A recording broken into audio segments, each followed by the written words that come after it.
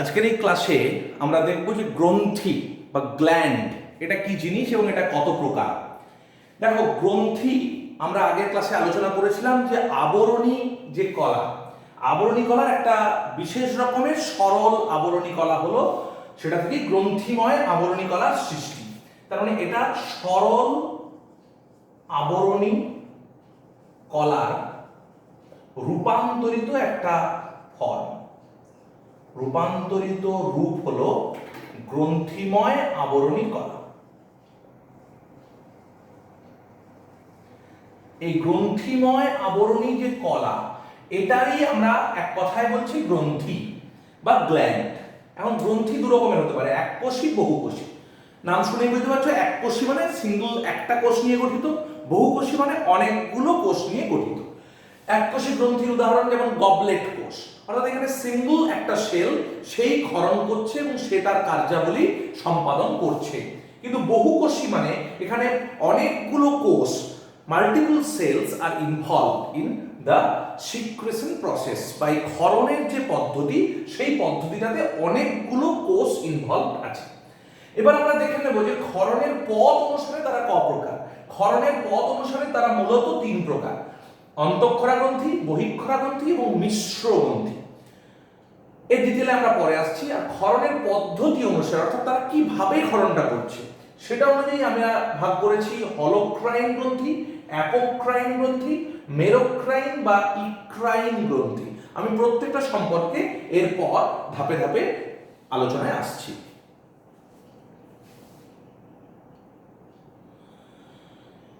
প্রথমেই আমরা আলোচনায় আসি যে অন্তঃক্ষরা গ্রন্থি কাকে বলে এবং বহিঃক্ষরা গ্রন্থি কাকে বলে।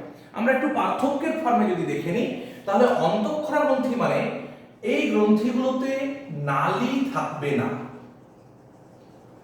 নালী থাকবে না, অর্থাৎ এদের কোনো ডাক্ট সিস্টেম নেই। তাদের ক্ষরণ সরাসরি ব্যাপন প্রক্রিয়ায় রক্তে মেশে। ক্ষরণ সরাসরি ব্যাপন প্রক্রিয়ায়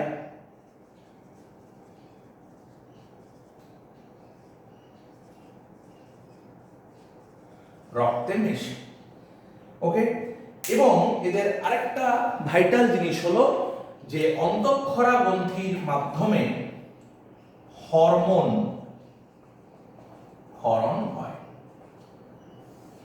হরমোন ক্ষরণ হয়। যেরকম তোমরা যদি এক্সাম্পল জানতে চাও এরকম গ্রন্থি কারা অন্তঃক্ষরা, তাহলে উদাহরণ হিসেবে বলা যায় pituitary gland, thyroid gland.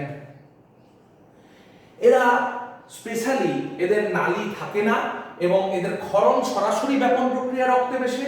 Pituitary, thyroid এই সমস্ত গ্রন্থিগুলো থেকে হরমোন নিঃসৃত হয়।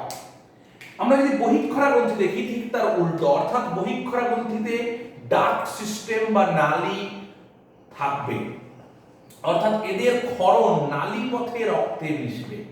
ক্ষরণ নালী পথে মিশবে, রক্ত হোক বা কোথাও নির্গমন হোক, এদের ক্ষরণটা কিন্তু নালী পথে বেরোবে, ডাক্ট সিস্টেমে বেরোবে, ডাক্ট পথে বেরোবে। এবং এই পথে হরমোন কিন্তু নয়, বহিঃক্ষরা পথে যেটা হবে উৎসেচক বা এনজাইম ক্ষরণ হবে। এটা খুব ভালো করে আমাদেরকে মনে রাখতে হবে, উৎসেচক বা এনজাইম ক্ষরণ বহিঃক্ষরা পথেই হয়, বহিঃক্ষরা ছাড়া কিন্তু হবে না। এবার এরকম ধরনের গ্রন্থি কারা, যেরকম তোমরা মনে রাখতে পারো একদম স্পেশালি যারা বহিঃক্ষরা গ্রন্থি, যেরকম লালা গ্রন্থি, লালা গ্রন্থি, যকৃৎ, এরা হচ্ছে বহিঃক্ষরা গ্রন্থি। অর্থাৎ এদের ক্ষরণ নালীর মাধ্যমে, ডাক্ট সিস্টেমের মাধ্যমে রক্তে হোক বা অন্য কোনো জায়গায় হোক সেটা ক্ষরিত হয় এবং উৎসেচকই এরা নির্গমন করে, হরমোন নয়। তাহলে এই গেল হচ্ছে অন্তঃক্ষরা গ্রন্থি এবং বহিঃক্ষরা গ্রন্থি, খুব সহজভাবে মনে রাখতে হবে তোমাদের। এবার যারা কিছু কিছু গ্রন্থি আছে, they acts both endocrine as well as exocrine, তারা হচ্ছে মিশ্র গ্রন্থি। মিশ্র মানে মিক্সড গ্ল্যান্ড, মিশ্র গ্রন্থি মানে এই গ্ল্যান্ডগুলো নামটা শুনেই বুঝতে পারছো মিক্সড, এবং আমি এখানে মাঝে লিখলাম, অর্থাৎ they can perform both the functions. অর্থাৎ মিশ্র গ্রন্থির ক্ষেত্রে সবগুলো থাকবে, অর্থাৎ তারা নালী থাকবে, আবার নালী ছাড়াও তারা, অর্থাৎ ব্যাপন প্রক্রিয়ায় হরমোনও তারা নির্গমন করবে, আবার নালীর মাধ্যমে তারা উৎসেচকও নির্গমন করবে। এরকম মিশ্রগ্রন্থি কারা আছে, যেরকম আমি এখানে লিখছি মিশ্রগ্রন্থির এক্সাম্পলটা। মিশ্রগ্রন্থির মধ্যে পড়ে অগ্নাশয়। অগ্নাশয় হচ্ছে খুব গুরুত্বপূর্ণ একটা মিশ্রগ্রন্থি। অগ্নাশয়ে থেকে বিভিন্ন রকমের উৎসেচক যেমন নালীপথে বের হয়, ঠিক একইভাবে অগ্নাশয়ের মধ্যে আবার আইলেটস অফ ল্যাঙ্গারহ্যান্স আছে। এর আলফা কোষ থেকে তোমার গ্লুকাগন, বিটা কোষ থেকে ইনসুলিন, ডেল্টা কোষ থেকে সোমাটোস্ট্যাটিন, পিপি কোষ থেকে প্যানক্রিয়াটিক পলিপেপটাইড প্রভৃতি হরমোন ক্ষরিত হয়। অর্থাৎ অগ্নাশয় হরমোনও ক্ষরণ করে ব্যাপন প্রক্রিয়ার মাধ্যমে, আবার উৎসেচকও ক্ষরণ করে নালীপথে। অগ্নাশয় থেকে ট্রিপসিন, কাইমোট্রিপসিন, বিভিন্ন রকমের উৎসেচক, লাইপেজ ইত্যাদি উৎসেচক ক্ষরিত হয়। আবার পুরুষদের যে শুক্রাশয় থাকে, শুক্রাশয় ও মিশ্রগ্রন্থি। তাহলে মিশ্রগ্রন্থির যদি তোমাদেরকে এক্সাম্পল বলে, this are the mixed gland, অর্থাৎ they can perform both endocrine and exocrine function.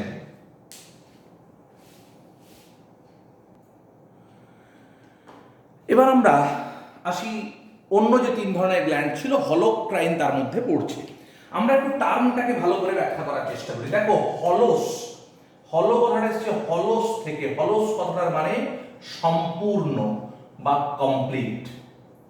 এবার এই কথাটা থেকে কি বোঝাচ্ছে আমি একটু আলোচনা করি।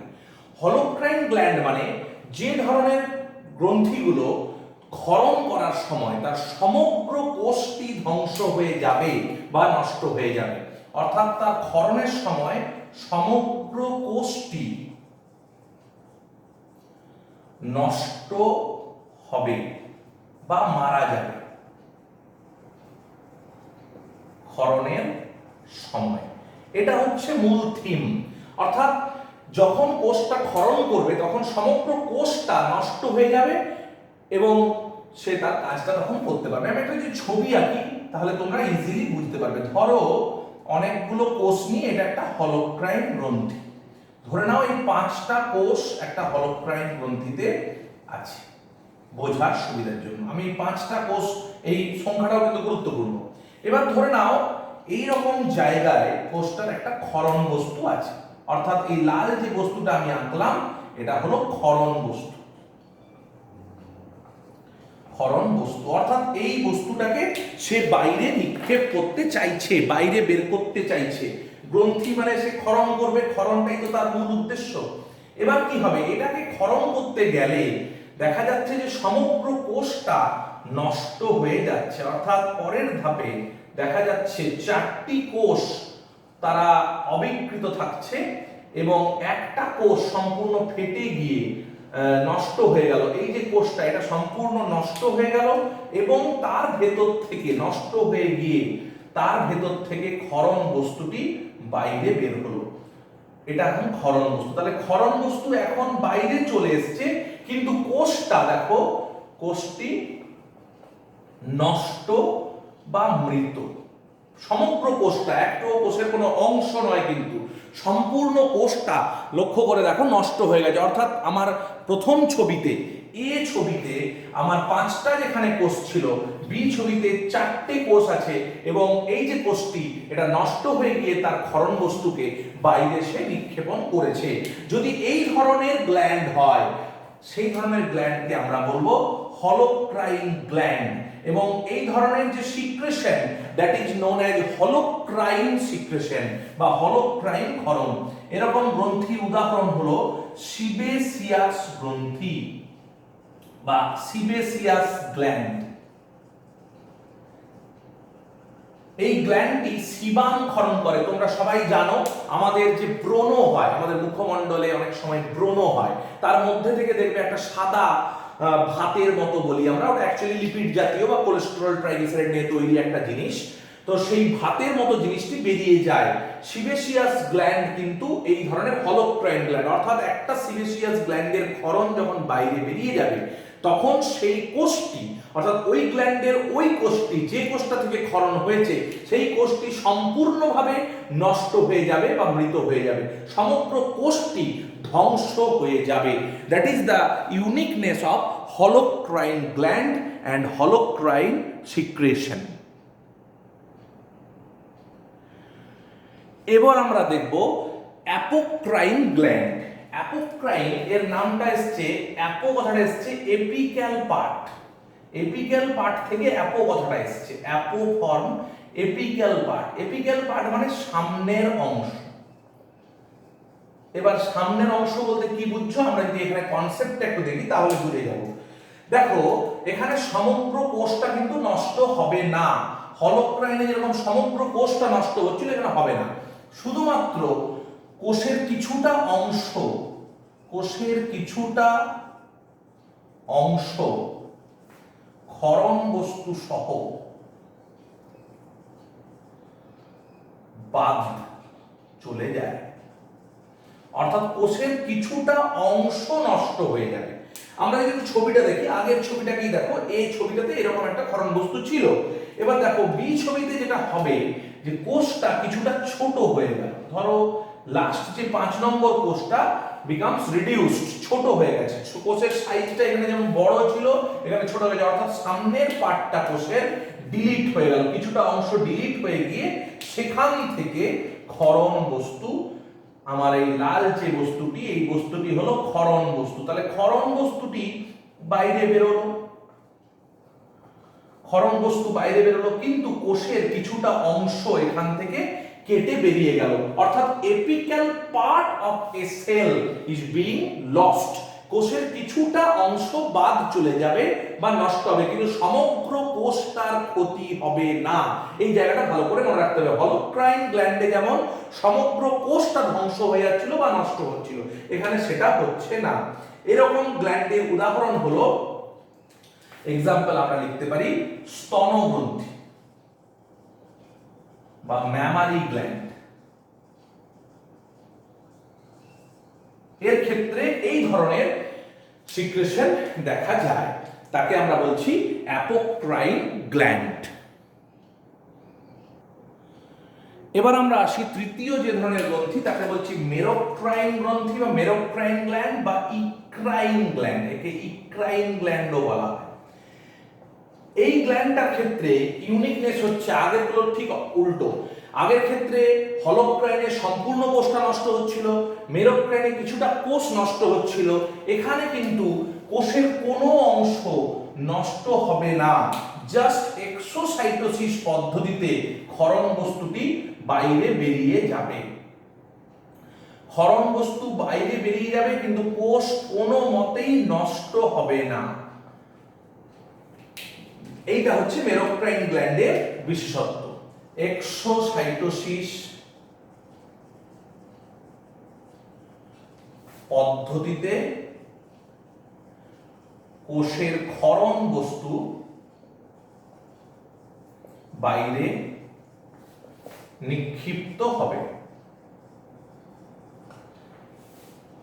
কোষের কোনো ক্ষতি হবে না, অর্থাৎ সমগ্র ক্ষতি বা কোনো অল্প অংশের ক্ষতিও হবে না, কোনো ক্ষতি হবে না, কোষটা ইনট্যাক্ট থাকবে।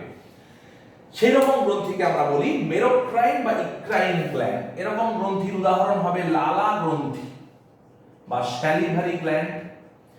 আমাদের বেশিরভাগ ঘর্মগ্রন্থি,